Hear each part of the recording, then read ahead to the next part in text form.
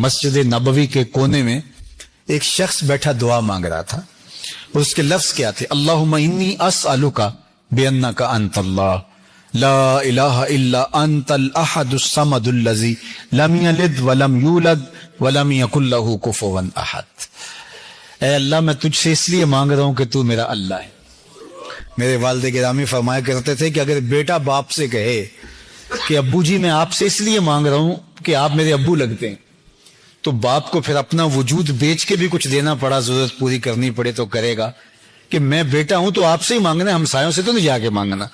تو وہ کیا کہتا ہے؟ اللہم انی اسألک بانک انت اللہ، اے اللہ میں تجھ سے اس لیے مانگ رہا ہوں کہ تو میرا اللہ ہے، لا الہ الا انت، تیرے علاوہ میرا ہے بھی تو کوئی نہیں جس سے جا کے مانگوں۔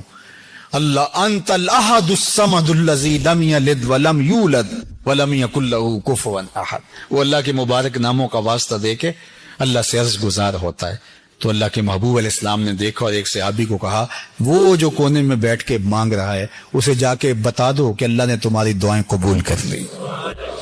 تو اس سے اپنی ضرورتیں اس کی چوکھٹ پہ رکھنے کا مزاج، ذو دعائن عریض۔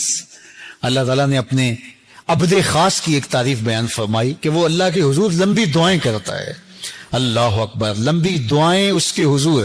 یہ شاید میں نے پچھلے جمعے عرض کیا تھا کہ جب بندہ اللہ کے حضور عرض کرتا ہے، اللہ اسے مصیبت میں گرفتار کر دیتا ہے اور وہ پھر روتا ہے، چیختا ہے، تو جبریل عرض کرتا ہے کہ مالک تیرا فلاں بندہ ہے، یہ اس کی آواز ہے اور تجھے پکار رہا ہے، تو اللہ فرماتا ہے اس کو روتے رہنے دو، مجھے اچھا لگتا ہے کہ یہ مجھے پکارتا رہے، یہ میرے حضور عرض کرتا رہے۔ اللہ وہ چاہے تو ایک لمحے میں دعائیں قبول کر دے، تو بعض کا تو وہ تاخیر کرتا ہے، اسے پسند ہوتا ہے کہ میرا بندہ میرے دربار کی حاضری بھرتا رہے، لمبی دعائیں کرتا رہے، گڑ گڑاتا رہے، روتا رہے۔ دنیا والوں کے سامنے جا کے روئیں تو آپ کا بھرم ٹوٹ جاتا ہے، اللہ کے سامنے روئیں تو اللہ کے ہاں آپ کی عزت بڑھ جاتی ہے، اللہ کے ہاں آپ کا وقار بڑھ جاتا ہے، وہ آپ کو اپنا محبوب بنا لیتا ہے جب آپ اس کے سامنے زاری کرتے ہیں، اور آپ کی آنکھ سے بہے ہوئے ایک ایک آنسو کا وہ قدردان ہے۔ کوئی اللہ کو پکارتے ہوئے اس کی محبت میں رو پڑا اور اس کی آنکھ سے پانی کا ایک قطرہ نکلا، اور وہ کتنا بڑا قطرہ تھا، جس سے پلکوں کی ایک بال کی جڑ گیلی ہوئی، صرف اتنا پانی تھا، تو قیامت کے دن وہ بال کھڑا ہو جائے گا، اللہ یا مجھے نکال لے یا اسے جنت عطا کر دے۔ اللہ اکبر، تو اللہ تعالیٰ اس بال کو تو نہیں نکالے گا، اس شخص کو جنت عطا کر دے گا۔ تو اس کے حضور الہا و زاری کرنے کا ہمیں حکم دیا۔ اللہ ہمیں رات کے اندھیروں میں، دن کے اجالوں میں، تنہائیوں میں، خلوتوں اور جلوتوں میں اپنے حضور التجائیں کرنے کی توفیق عطا۔ پھر حضور سے یہی پوچھا گیا، ایو دعا اسمع، حضور وہ کون سی دعا ہے جو بہت زیادہ قبول ہوتی ہے؟ تو آقا کریم علیہ الصلوۃ والسلام نے ارشاد فرمایا کہ فی جوف اللیل الاخر، پچھلی رات کے درمیانے حصے میں، جو پچھلی رات کے درمیانے حصے میں دعا کی جائے وہ رد نہیں ہوتی۔ اور دوسرا دبر الصلوات المکتوبات، اور جو فرض نمازوں کے بعد دعا کی جائے وہ قبول ہوتی ہے۔ تو یہ دو دعائیں خاص طور پہ فرائض کے فوری بعد جو دعا کی جاتی ہے، اور جو پچھلی رات کے درمیانی حصے میں جو دعا کی جاتی ہے، اس دعا کو رد نہیں کیا جاتا۔ جب اللہ سے مانگو، ویسے بارش کے وقت دعا قبول ہوتی ہے، طواف کے بعد دعا قبول ہوتی ہے، والدین سے دعا کروائیں وہ قبول ہوتی ہے، اور جو ہے مختلف اوقات ہیں جن میں دعائیں رد نہیں ہوتی۔ اللہ نے قبولیت کے اتنے وقت، اتنے مقامات، اتنی ساعتیں اور اتنے انداز رکھے ہیں کہ کوئی مانگنے والا اس کی جھولیاں بھرتے ہی چلی جاتی ہیں، وہ بندوں کے اٹھے ہوئے ہاتھوں کو خالی نہیں موڑتا۔ اور پھر آپ دن کو مانگیں وہ بھی قبول ہے، رات کو مانگیں وہ بھی قبول ہے، اور پھر آپ اردو میں مانگیں تب بھی قبول ہے، آپ عربی میں مانگیں تب بھی قبول ہے، معصورہ دعائیں مانگیں وہ بھی قبول ہیں۔ تو وہ کریم ہے، آپ جیسے بھی اس کو مانگیں، اپنے لہجے میں مانگیں، عربی میں مانگیں، اجمی میں مانگیں، ہندی میں مانگیں، سندھی میں مانگیں، اقبال کی طرز میں مانگیں، سعدی کے انداز میں مانگیں، رومی کے لہجے میں مانگیں، آپ نہیں مانگنا آتا خالی ہاتھ پھیلا دیں، وہ بند لبوں کی بولیاں بھی سنتا ہے۔ اسے پکارے تو صحیح, اس کو عرض تو کرے. اللہ اکبر, وہ تو کریم ہے. زلیخا روز یوسف مانگتی تھی رب سے اور کہتی تھی مجھے بچھڑا ہوا یوسف ملا دے. اللہ اکبر, مدتیں ہو گئی اور بت سامنے ہوتا اور بت کو پکارتی اور کہتی اے میرے صنم, اے میرے بت, مجھے یوسف ملا دے. عمر بیت گئی اور وہ پتھر کا صنم, وہ مٹی کا مادو, وہ لکڑی کا وسن کیا اس کی فریاد سنتا. تو خیر اس کا اعتقاد تھا تو وہ اس کے سامنے ہاتھ پھیلائے مانگتی. تو ایک دن رات کا پچھلا پہر تھا اور بت کو سامنے رکھے ہوئے یا صنم یا صنمی یا صنمی, اے میرے بت, اے میرے بت, مجھے یوسف ملا دے. تو رات کا پچھلا پہر ہوا, نیند کا جھٹکا آیا, زباں بل کھا گئی. یا صنمی پکارتے پکارتے کہنے لگی یا سمادی, یا سمادی, یا سمادی. اللہ اکبر, زبان پہ یہی چڑھ گیا یا سمادی, یا سمادی, یا سمادی. آواز ہے جبریل جلدی جا, یوسف کے گھوڑے کا رخ موڑ دے, بچھڑی ہوئی کو یوسف ملا دے. مالک وہ تجھے تو نہیں پکار رہی, وہ تو بت کو پکار رہی. زباں بل کھا گئی ہے. یا سنامی کی بجائے یا سمادی, یا سمادی. نیند کے جھٹکے کی وجہ سے بدل گیا ہے. کہا جیسے بھی ہے یہ مجھ کو پکارنے تو لگی ہے. اتنا عرصہ ہوا بت کو پکارتے, اس نے کوئی جواب نہ دیا. آج جیسے بھی اس کے لبوں پہ میرا نام تو آیا ہے, میں نے بھی جواب نہ دیا. میرے اور بت میں فرق کیا ہوا؟ کوئی پکارے تو صحیح, جھولی پھیلائے تو صحیح. تو اپنی حاجتیں اس کی دہلیز پہ رکھیں, اپنی ضرورتیں اس کی دہلیز پہ رکھیں.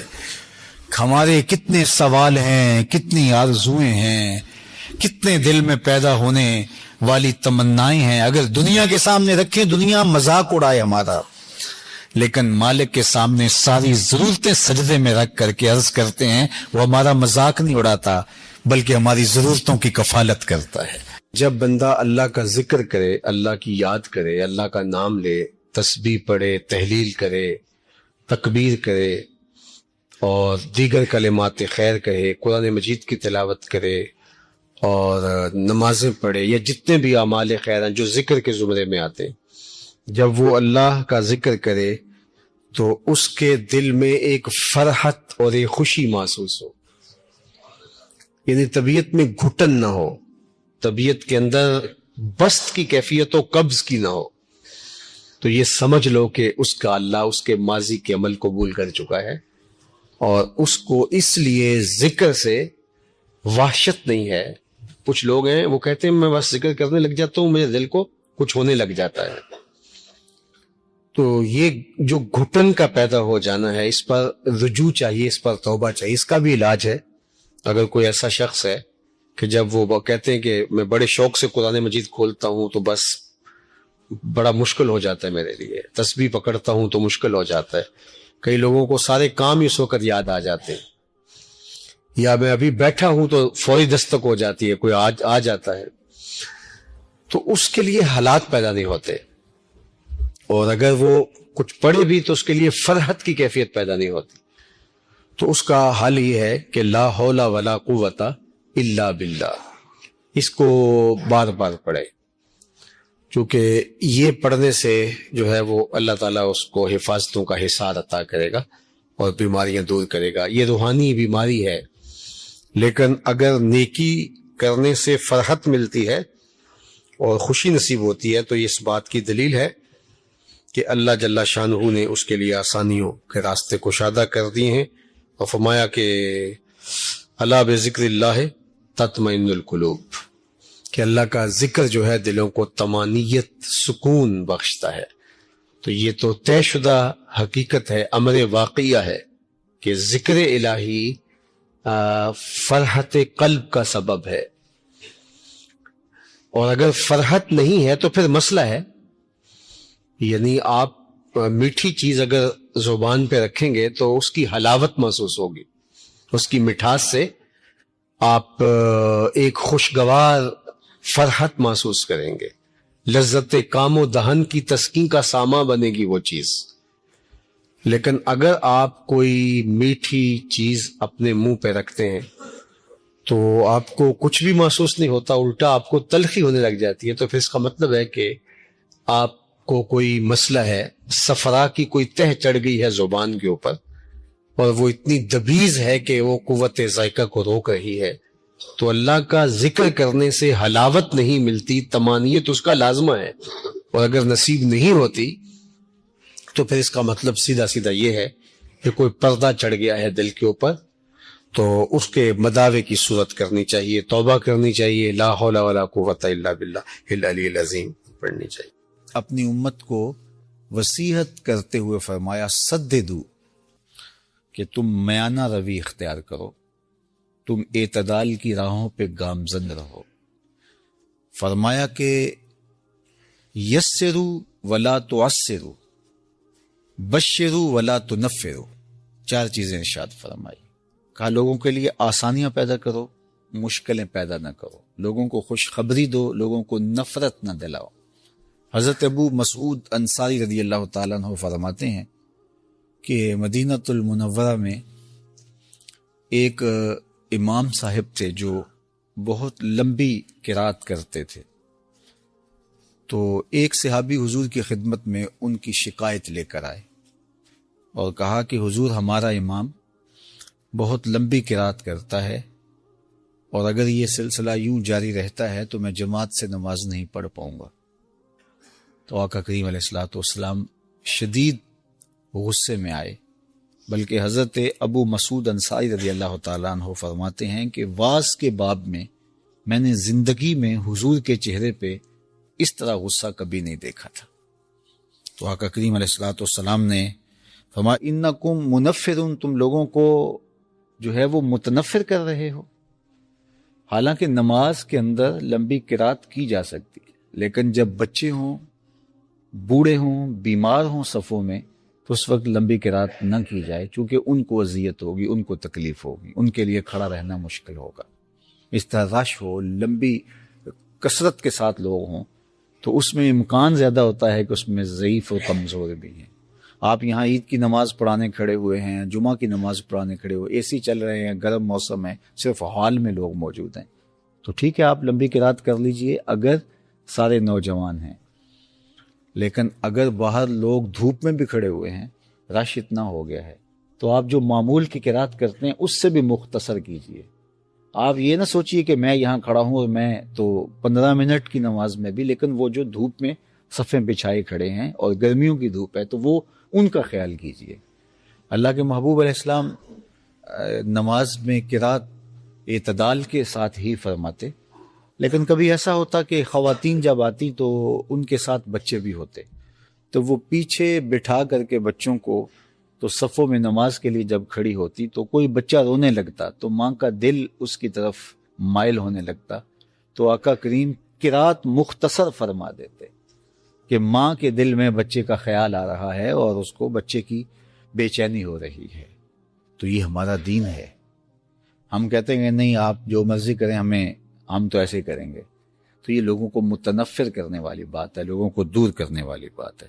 جس شخص نے ایمان کی دولت حاصل کر لی تو چاہے دنیا کی کوئی اور چیز اس کو نہیں بھی ملی تو وہ فلاح پانے والا ہے۔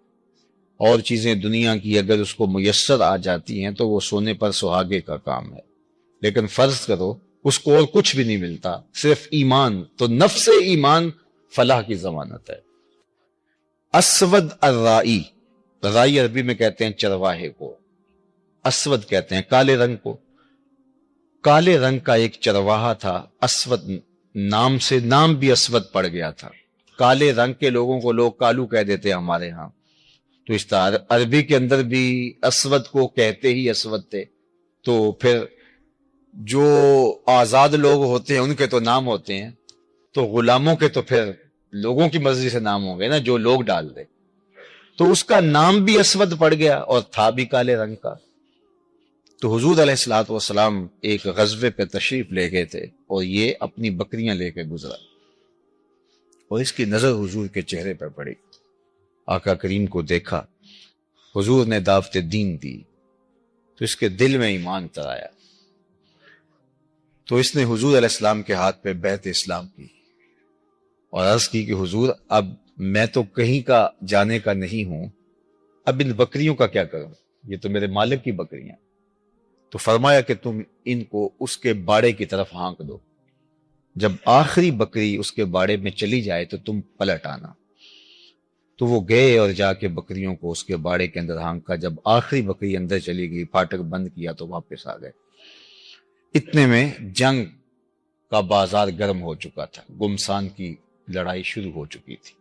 تو یہ آئے اور میدان عمل میں کود پڑے، اور بکریاں چرانے والے تھے، بے جگری کے ساتھ جو ہے وہ لڑے، پوری ہمت کے ساتھ آگے بڑھے، لیکن دشمن کی تلوار نے ان کو کاٹ کے رکھ دیا۔ خیر جنگ ختم ہوئی تو جب لاشوں کو اٹھایا جانے لگا تو اسود رائی کی لاش بھی پڑی ہوئی تھی۔ تو اللہ کے محبوب علیہ السلام نے جو ارشاد فرمایا اس کا مفہوم یہ ہے کہ یہ شخص ہے جس نے کوئی نماز نہیں پڑھی، کوئی روزہ نہیں رکھا، کوئی زکوٰۃ نہیں دی، کوئی حج نہیں کیا، یہ آیا اور سیدھا جنت کا دروازہ کھلا تھا، اندر چلا گیا۔ تو ایمان وہ بنیادی چیز ہے کہ کامیابی اور فلاح کی ضمانت شروع ہی ایمان سے ہوتی۔ کچھ بھی نہ ہو آپ کے پاس، ایمان کی دولت ہو۔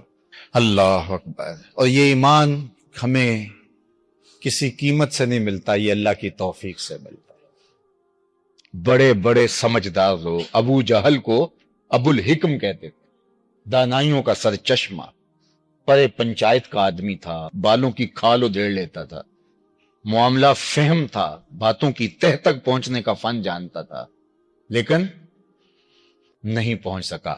اور یہ نہیں ہے کہ اس کو پتہ نہیں چلا تھا، مغالطہ لگ گیا، نہیں۔ اخنس بن شریک نے، وہ ایک لمبی کہانی ہے کہ حضور کی تلاوت یہ سنتے رہے، ابو سفیان بھی تھے، یہ بھی، اور اخنس بن شریک بھی، تو 3 دن تک قسم بھی کھاتے رہے، سنتے بھی رہے، وہ لمبی کہانی ہے۔ تو تیسرے دن لمبا ڈنڈا لے کر کے تو اخنس بن شریک نے آ کے ابو جہل کے دروازے پہ مارا اور کہا، وہ یہ باہر آیا آنکھیں ملتا ہوا، کہا ابو الحکم بتا، سچ بتانا ہے، جھوٹ نہیں بولنا، 3 دن سے ہم نے جو کلام سنا ہے، تیری اس کے بارے میں رائے کیا ہے؟ انصاف کی تکڑی تیرے ہاتھ میں ہونی چاہیے، جھوٹ نہیں بولنا، تو نے بھی سنا ہے اور میں نے بھی سنا ہے اور ابو سفیان نے بھی سنا ہے، تو سچ بتا کہ تیری رائے کیا ہے۔ تو ابو جہل ڈنڈی تو نہیں مار سکتا تھا، اس نے پھر کیا کہا؟ اس نے کہا، اخنس، رفادہ اور سقایا یہ تو پہلے ہی بنو ہاشم کے پاس ہے، یعنی یہ 2 عزتیں تو پہلے ہی ان کے پاس ہیں، اور اگر نبوت بھی اس گھر کی مان لیں تو پھر ہمارے پلے کیا رہا، ہماری چودر تو گئی۔ تو اخنس بن شریک نے کہا کہ اس کا مطلب ہے کہ تم ایک حق کو، ایک سچائی کو، ایک حقیقت کو جو ہے وہ ماننے سے انکار کر رہے ہو صرف اپنی چودراہٹ بچانے کے لیے، تو یہ تو بہت زیادتی ہے، چلو تم بچاؤ اپنی چودراہٹ، میں جا رہا ہوں اور محمد عربی کا غلام بننے جا رہا ہوں۔ اور آپ کو حیرت ہوگی کہ ابو جہل بہت کائن شخص تھا، اس نے کہا میری بس بات سن جاؤ۔ وہ رکا، کہا اچھا آج تم اپنے باپ دادا کے دین کو چھوڑنے جا رہے ہو، تمہاری ماں جس دین پہ تھی اس کو چھوڑنے جا رہے ہو، تمہاری دادی پردادی جس دین پہ تھی، جنہوں نے تمہیں جنم دیا، تمہیں گود میں کھلایا، آج تم ان کو چھوڑنے جا رہے ہو۔ تو یہ رک گیا، ٹھہر گیا، اور آپ جانتے ہیں کہ اخنس بن شریک حالت کفر میں مرا۔ علماء نے کہا کہ یہ وہ شخص تھا جو ایمان کے کنارے پہ آیا، لیکن اللہ کا اذن نہیں ہوا اور یہ آگے نہیں بڑھ سکا۔ اللہ اکبر۔ تو یہ تو سودے قسمت کے ہیں۔ 5 گانا نماز جو کہ بندگی کا جمال ہے، جب کوئی بندہ پیشانی سجدے میں رکھتا ہے، اللہ اکبر، بتائیے کیا رنگ ہوتے ہیں۔ انسان کے بہترین اعضاء جو ہیں وہ سر میں ہیں، اشرف اعضاء، مثال کے طور پہ سوچنے کی قوت دماغ سر میں ہے، دیکھنے کی قوت آنکھیں سر میں ہے، سننے کی قوت کان سر میں ہے، بولنے کی قوت زبان سر پہ ہے، اسی طرح سونگنے کی قوت ناک سر میں ہے۔ تو بہترین اعضاء انسان کے جو ہے وہ سر میں ہے، اور سر مالک کے در پہ، پیشانی بھی رگڑ رہا ہے اور ماتھا اور ناک بھی رگڑ رہا ہے، اور زبان سے کیا کہہ رہا ہے؟ سبحان ربی الاعلی، اے اللہ تو سب سے اعلیٰ ہے، تیری پاکی ہے تو سب سے اعلیٰ ہے۔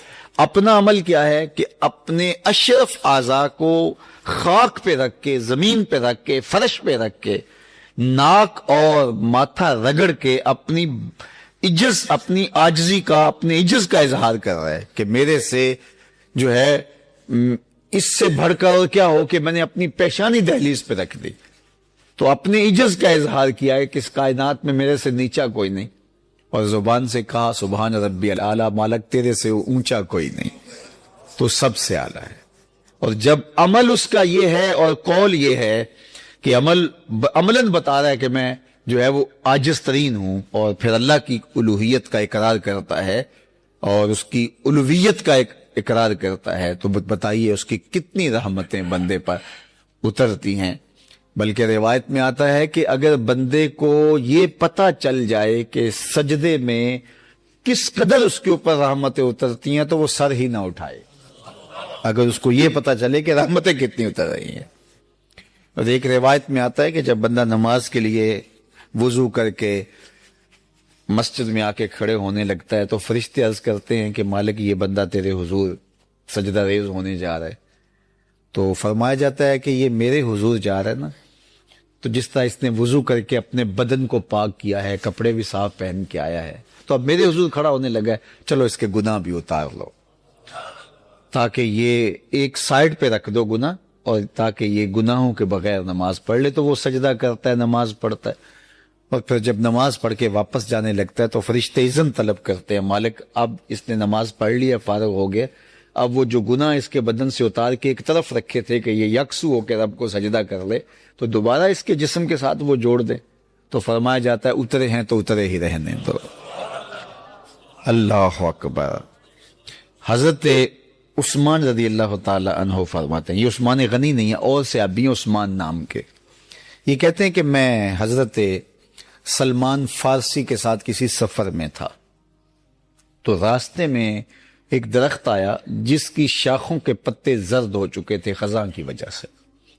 تو آج کل تو موسم بہار اتر رہا ہے اور درخت جو ہیں وہ خلط برگ و بار سے مالا مال ہو رہے ہیں، شگوفے پھوٹ رہے ہیں، کونپلیں نکل رہی ہیں.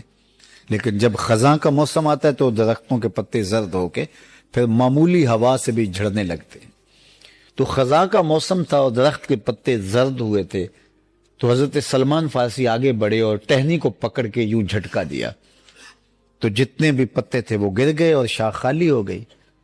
حضرت عثمان کہتے ہیں کہ میں حضرت سلمان فارسی کے اس عمل کو دیکھا لیکن کوئی بات نہیں کی.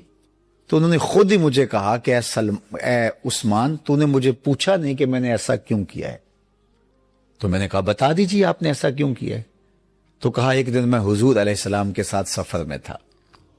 حضرت سلمان فارسی کہتے ہیں کہ ایک دن میں حضور علیہ السلام کے ساتھ سفر میں تھا، راستے میں ایسا ہی ایک درخت آیا جس کے پتے درد خزاں سے زرد ہو چکے تھے. تو آقا کریم نے شاخ کو پکڑا اور جھٹکا دیا اور سارے پتے گر گئے، اور میں بھی اس منظر کو دیکھ کے محظوظ ہوتا رہا اور میں نے بھی کچھ نہیں کہا. تو حضور علیہ السلام نے مجھ سے مخاطب ہو کے کہا سلمان، تو نے پوچھا نہیں کہ میں نے ایسا کیوں کیا. تو میں نے بھی کہا جی حضور آپ بتا دیجیے آپ نے ایسا کیوں کیا. تو حضور علیہ السلام نے فرمایا کہ سلمان، جس طرح میں نے اس شاخ کو پکڑ کے جھٹکا دیا ہے اور اس کے اوپر کوئی پتا باقی نہیں رہا، اس طرح بندہ جب نماز کے لیے کھڑا ہوتا ہے اس کے بدن پہ کوئی گناہ باقی نہیں رہے. تو خوش نصیب وہ لوگ ہیں کہ جو 5 گانا نماز شعار زندگی رکھتے، اور کتنے بدبخت لوگ ہیں کہ جنہیں اللہ کے حضور سجدے کی توفیق نصیب نہیں ہوتی.